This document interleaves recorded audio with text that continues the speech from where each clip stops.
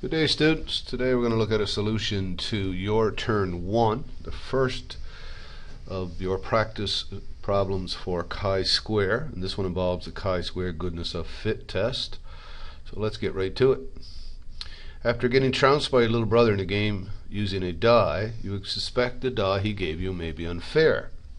To check, you decide to roll it 60 times, recording the number of times each face appears. At a 5% level of significance, do these results show that the die is fair or not? Okay, so now you see you have a picture of a die there. You all know what a die is, right? Faces 1 to 6, and the number of dots in each face represent the number. Okay, so you rolled it 60 times, and you'll see it in the table on the right there that the second column is what we call the observed frequencies, right? OBSERVED.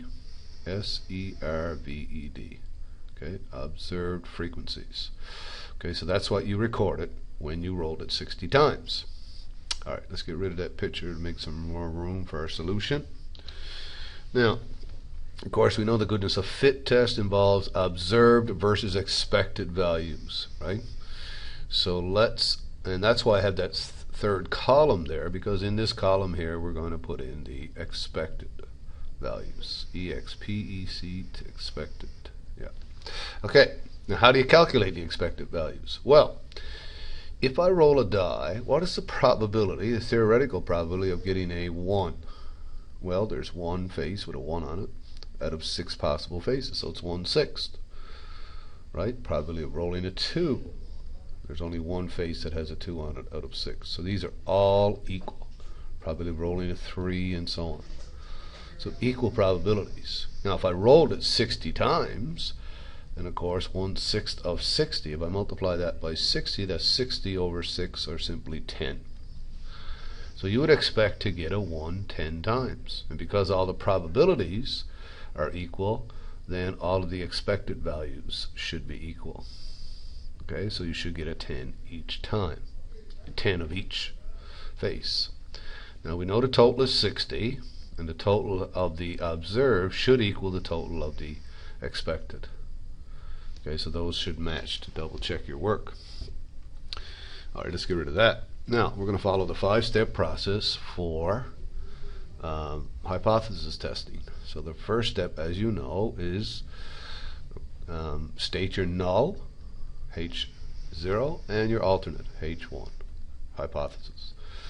Now the null hypothesis is what you're thinking is true, which is of course that the die is fair.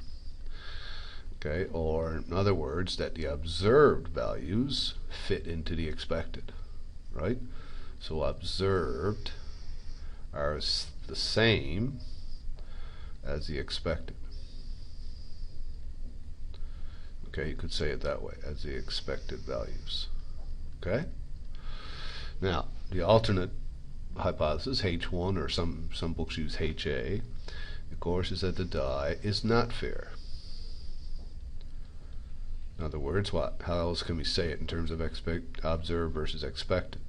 So the observed values are not the same as the expected values. Okay, so there's your first step. Now the second step, of course, we know is to state the number 2 here is to state alpha, or to choose an appropriate alpha, but we don't have to worry about that. It's done for us. It's 5% or 0.05.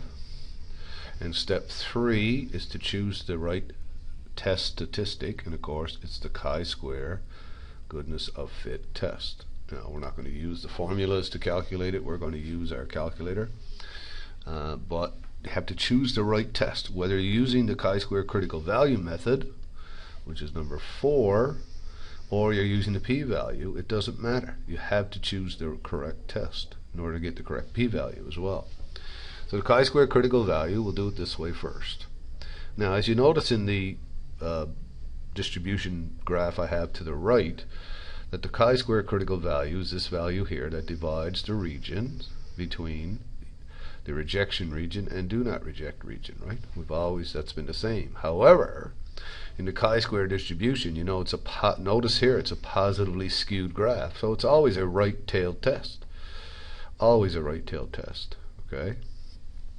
Therefore, we have this region is where we're going to reject HO. Remember, alpha is the probability of rejecting HO. Okay, so even though it may be true, so we reject the null hypothesis if it's in this region, and of course if it's less than the chi-square critical value, we do not reject HO, or some people say accept. Okay, so how do we find that critical value? How do we find the value that divides these two regions? Well, this one comes from a table. It's not built into your calculator at this point, maybe in the future. And that table is found in your notes, and it's found in a lot of statistics books and so on. It'd be easy to find it online. But you notice we need something else here to find it. It's talking about DF. See the DF column here, over here. So what's this DF? That's degrees of freedom. Okay.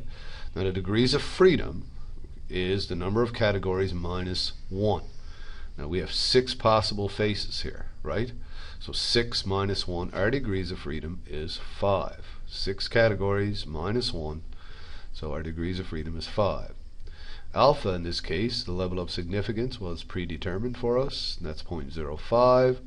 So if I go across on both, I can see that my chi-square critical value is 11.070.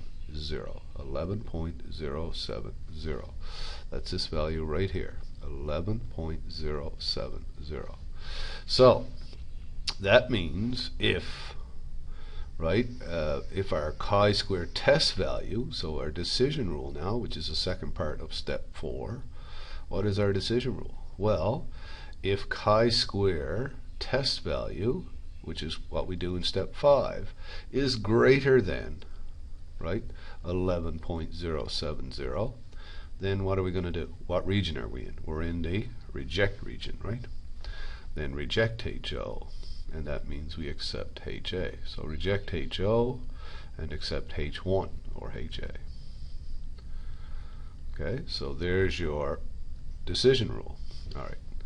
Well, let's just write down, let's take a second here and write down K, degrees of freedom. Remember, it's K minus 1, just for your notes there, which is 6 categories minus 1 in this case, which was 5, right?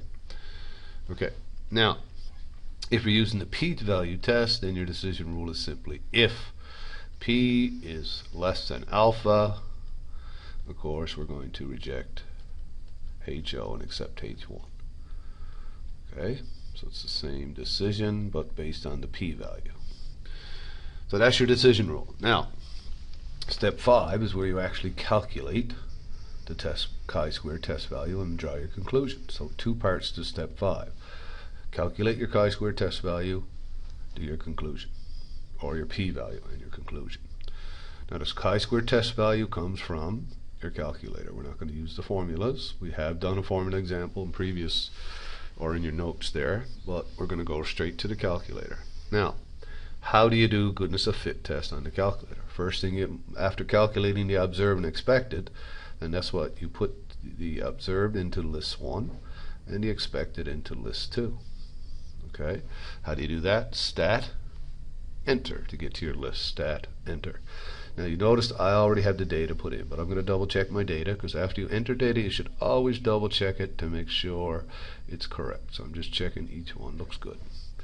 Now, how do you run your test? Stat, go over to tests, whoops, and scroll down or up till you come to chi-square goodness of fit test, which I believe is D:, yeah, D. Chi-square GOF goodness of fit test. Enter. Now the first thing I'm going to ask you is the observed values in list 1 are the expected values in list 2, which indeed they are, and it'll ask you for the degrees of freedom. In this case it's 6 minus 1, which of course is 5. Okay, and then you calculate.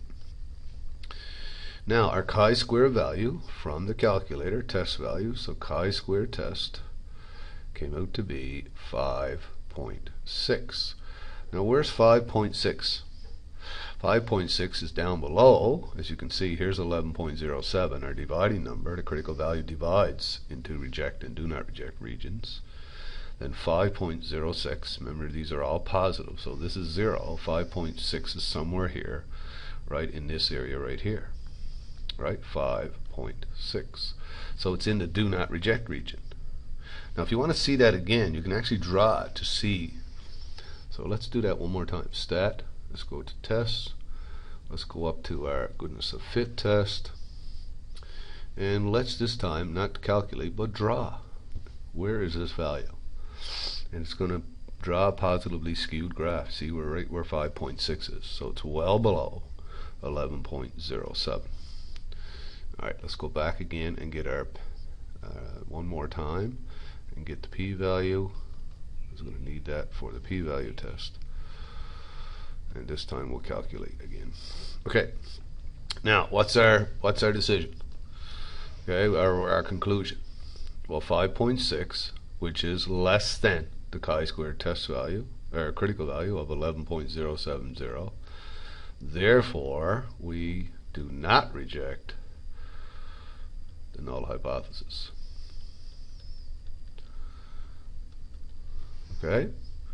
Now, if you're using the p-value test, you should always reach the same conclusion if you did your data correctly in the right and choose the right test. So we can see that p is equal to 0.347. Now, that's greater than 0.05, which is alpha. Therefore, the same conclusion. Do not reject the null hypothesis. And you should do the same conclusion each time. Now, what does that mean for our decision? Well, let's go back. If we do not reject it, what does HO say?